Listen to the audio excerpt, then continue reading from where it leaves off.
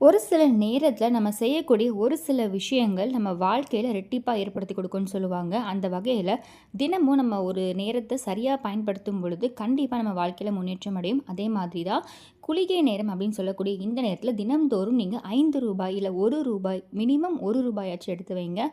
ஒவ்வொரு நாளும் இந்த குளிகை நேரம் அப்படின்றது வேறுபடும். ஸோ தினமும் இந்த நேரத்தில் நீங்கள் ஒரு ரூபாய் இல்லை ரூபாய் எடுத்து வைங்க. கண்டிப்பாக ரூபாய் அப்படின்றது 5 லட்சம் அவங்க வீட்டில் சேர்த்து தொடங்க ஆரம்பிக்கும். அதாவது இந்த குறுகிய நேரத்தில் நம்ம எதை செய்கிறோமோ அதை திரும்ப திரும்ப செய்வோம் அப்படின்றது ஒரு நியதி. அதனால் இந்த நேரத்தில் நம்ம காசு சேர்த்து வைக்கிறோம் அப்படின்ற பட்சத்தில், நகை வாங்குகிறோம் அப்படின்ற பட்சத்தில் திரும்ப திரும்ப நம்ம செய்ய வேண்டிய ஒரு அவசியத்துக்கு உட்படுவோம். அந்த வகையில் நீங்கள் தினம்தோறும் இது மாதிரி செய்து பாருங்கள். கண்டிப்பாக உங்கள் வாழ்க்கையில் பொருளாதார நிலையில் முன்னேற்றம் அடைவீங்க. அதே மாதிரி குறுகிய நேரத்தில் செய்யவே செய்யக்கூடாத ஒரு விஷயம் இருக்குது. அதை வீடியோட எண்டில் உங்களுக்கு சொல்கிறேன். இப்போ நம்ம தினம்தோறும் அதாவது திங்கட்கிழமையிலேருந்து ஞாயிற்றுக்கிழமை வரைக்கும் குளிகை நேரம் அப்படின்றது ஒவ்வொரு நேரமும் மாறுபடும்னு சொல்லியிருக்கு. அந்த நேரத்தை சொல்கிறேன், நோட் பண்ணி வச்சுக்கோங்க. ஸோ தினம்தோறும் முடிஞ்சவங்க தினம்தோறும் செய்யுங்க. முடியாத பட்சத்தில் எப்பொழுதெல்லாம் முடியுமோ குளிகை நேரத்தை நோட் பண்ணி வச்சுட்டு அந்த நேரத்தில் ஒரு குட்டி உண்டியல் இல்லைனா ஒரு சின்ன கப்போ இல்லை ஒரு குட்டி பானையோ அதில் நீங்கள் இதை காயின்ஸை சேர்த்து வச்சுட்டே வாங்க. சமையல் அறை கிச்சனில் கூட நீங்கள் சேர்த்து வைக்கலாம். ஸோ எந்த இடத்துல வேணால் சேர்த்து வைக்கலாம். ஸோ கிச்சன் அப்படின்ற பட்சத்தில் உங்களுக்கு எப்போவுமே ஞாபகம் இருக்கும். அதனால் நீங்கள் சமைக்கும் பொழுது கண்டிப்பாக அந்த உண்டியலை பார்க்கும்பொழுது இதில் காயின் போடணும் அப்படின்ற ஒரு ஞாபகம் வரும். அதனால் நீங்கள் சமையல் அறையில் சேர்த்து வைக்கிறது உங்களுக்கு நல்ல பலனை கொடுக்கும். அப்படி இல்லைனா பணம் வைக்கும் இடத்துல நீங்கள் தனியாக சேர்த்து வச்சுட்டே வரலாம். ஸோ எது வேணால் நீங்கள் செய்யலாம். இதை வந்து யார் வேணால் செய்யலாம். அனைத்து மதத்தினருமே செய்யலாம். இந்த குளிகை நேரம் அவ்வளோ ஒரு பவர்ஃபுல்லானது. ஸோ இப்போ முதல்ல நம்ம வந்து திங்கட்கிழமையில் குளிகை நேரம் அப்படின்றது என்னென்னு பார்த்துடலாம்.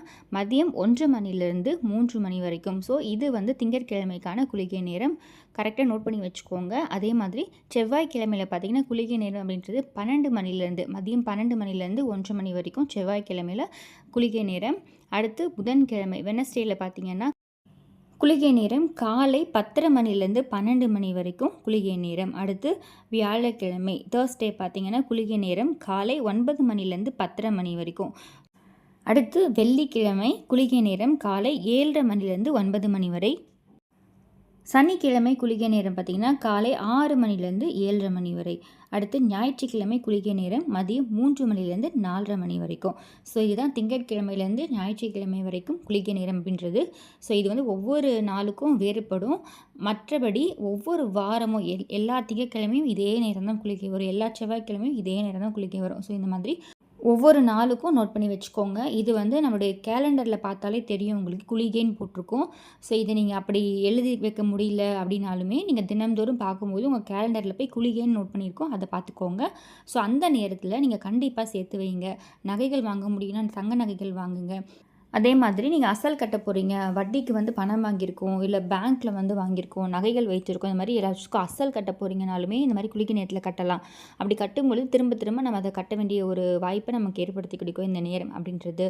ஸோ அது மட்டும் இல்லை, நான் வந்து குளிகை நேரத்தில் செய்யக்கூடாத ஒரு விஷயம் சொல்லியிருக்கேன். அது என்னென்னு பார்த்தீங்கன்னா, நிறைய பேருக்கு இது தெரிஞ்சிருக்கும், ஒரு சிலருக்கு தெரிஞ்சிருக்காது. ஸோ அதனால தான் இதையும் நான் உங்களுக்கு சொல்கிறேன்.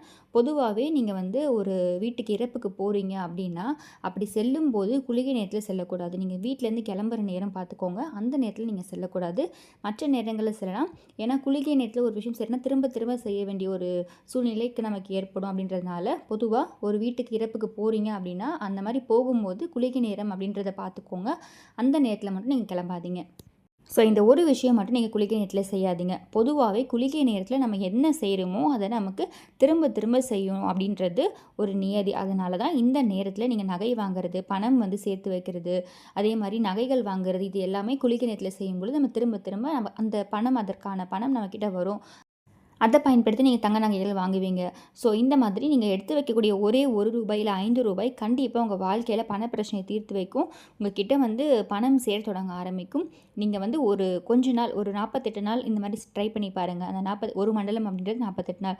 ஸோ இந்த 48 நாள் நீங்கள் ஒரு ரூபாய் எடுத்து வைங்க, இல்லைனா ரூபாய் எடுத்து வைங்க. எவ்வளோ முடியுமோ மினிமம் நான் சொல்லியிருக்கேன். ஏன்னா எல்லாராலும் செய்யணும் அப்படின்றதுக்காக இந்த அமௌண்ட் சொல்லியிருக்கேன். மற்றபடி எவ்வளோ அமௌண்ட் வேணால் நீங்கள் எடுத்து வைக்கலாம். ரூபாய்ன்றது குபேரருக்குரிய எண். அதனால் ரூபாய் நாணயம்னு உங்களுக்கு சொல்லியிருக்கேன். மினிமம் எவ்வளோ அமௌண்ட் வேணால் வைக்கலாம், மேக்ஸிமம் எவ்வளோ அமௌண்ட் வேணால் எடுத்து வைக்கலாம். ஸோ இதில் வந்து விதிமுறை எதுவும் கிடையாது. மாதவிடாய் காலம், தீட்டுக்காலம், ஸோ மற்றபடி எதுவுமே இல்ல இதுல. நீங்க குளிக்கிறீங்க, குளிக்கல எதுவுமே நீங்க பார்க்க வேணாம். இந்த காயின மட்டும் நான் சொன்ன நேரத்தில எடுத்து வைங்க. மற்றபடி நான் சொன்ன மாதிரி விதிமுறை எதுவும் இல்லன்றதுனால, நீங்க வந்து இந்த நேரத்த சரியா பயன்படுத்திக்கோங்க. கண்டிப்பா உங்ககிட்ட பண வரவு அதிகரிக்க தொடங்க ஆரம்பிக்கும். ஸோ இந்த பதிவு கண்டிப்பா உங்களுக்கு யூஸ்ஃபுல்லா இருக்கும்னு நினைக்கிறேன். இந்த பதிவு பிடிச்சிருக்கு அப்படின்னா மறக்காம பிரணவ் சமையலறை சப்ஸ்கிரைப் பண்ணிக்கோங்க. பக்கத்துல இருக்க பெல் ஐகான கிளிக் பண்ணிக்கோங்க. ஸோ தட் நம்ம போற ஆன்மீக தகவல்கள மிஸ் பண்ணாம பார்க்கலாம். நோட்டிஃபிகேஷன்ஸ் வரும். மீண்டும் இன்னொரு நல்ல பதிவுல உங்கள சந்திக்கிறேன். நன்றி.